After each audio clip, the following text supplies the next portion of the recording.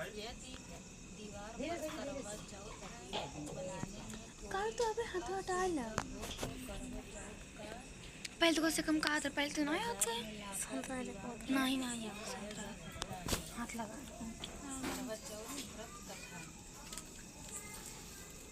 एक साहूकार था जिसके 7 बेटे और 1 बेटी थी। सातों भाई व बहन एक साथ बैठकर भोजन करते थे।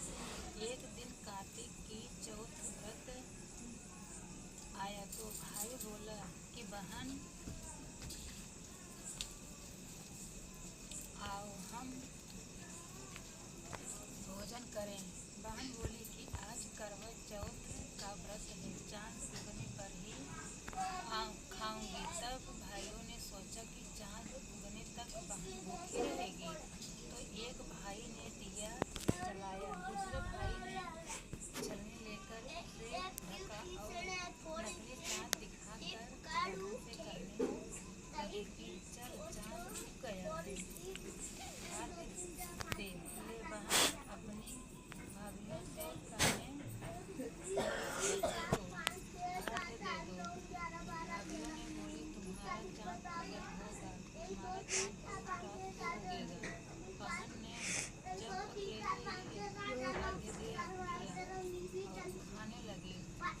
पहले ही ग्रास में बाल आ गया, दूसरे ग्रास में कंकड़ आया और तीसरा ग्रास भी गया तो उसकी ससुराल से संदेश आया कि उसका पति बहुत बीमार है, जल्दी भेजो। माँ ने जब लड़की को विदा किया तो कहा कि रास्ते में जो भी मिले उसके पाँव लगना, जिसको कोई सुहागन का आशीष दे तो हाथ में जाएगा। उसके पल्ले में गांठ लगाकर उसे कुछ रुपए दे देना।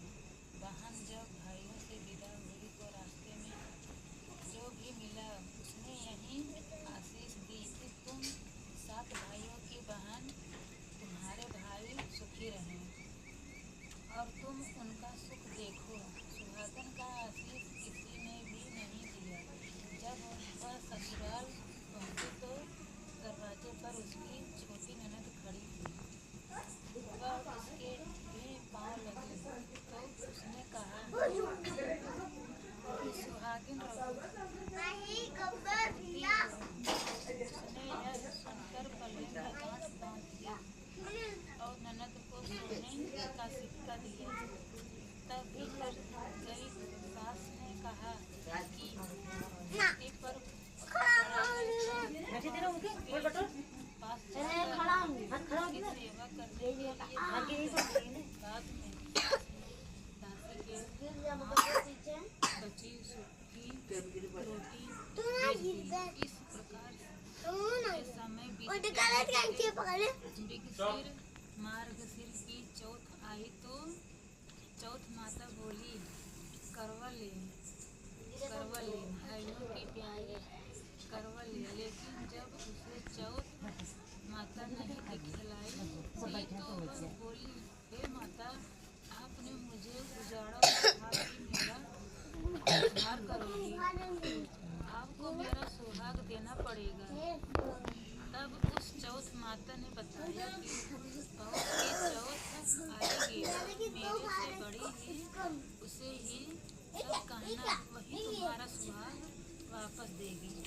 पौष की चौथ आकर चली गई, माघ की चली गई, फागुन की चली गई, चैत बैसाख जेठ आषाढ़ और श्रावण भादों भी सब चौथ आई और यही कहकर चली गई कि आगे वाली को कहना।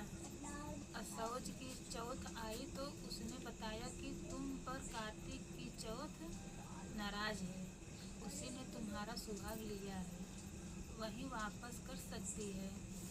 वही आएगी तो 5 पकड़कर विनती करना। यह बात कहकर वह भी चली गई।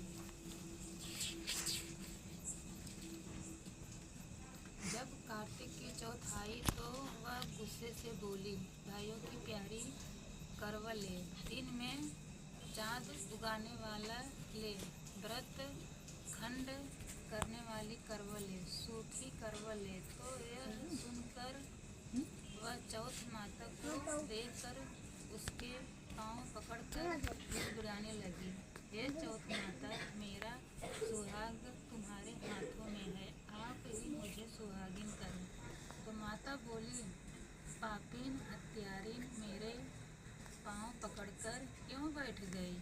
तब वह बोली कि जो मुझसे भूल हुई उसे क्षमा कर दो, अब भूल नहीं करूँगी। चौथ माता ने प्रसन्न होकर आँखों से काजल, नाखूनों में मेहंदी और टीके में से रोली लेकर छोटी उंगली से उसके आदमी पर छींट दिया। तो वह उठकर बैठ गया और बोला कि आज मैं बहुत सोया। वह बोली कि क्या सोए, मुझे तो बाहर महीनों हो गए, अब जाकर चौथ माता ने मेरा सुहाग लौटाया। तब उसने कहा कि जल्दी से माता का पूजा करो। जब चौथ की कहानी सुनी, करवा का पूजा किया तो प्रसाद खाकर दोनों पति पत्नी चौपड़ खेलने बैठ गए। नीचे से दासी आई, उसने उन दोनों को चौपड़ पासे से खेलते देखा तो उसने सासू जी को जाकर बताया। तब से सारे गांव में यह बात प्रसिद्ध होती गई कि स्त्रियां चौथ व्रत करें तो सुहागन अटल रहेगा। जिस तरह से साहूकार की बेटी का सुहाग दिया, उसी तरह से चौथ माता सबको सुहागिन रखे। यही करवा चौथ के उपवास की सनातन महिमा है।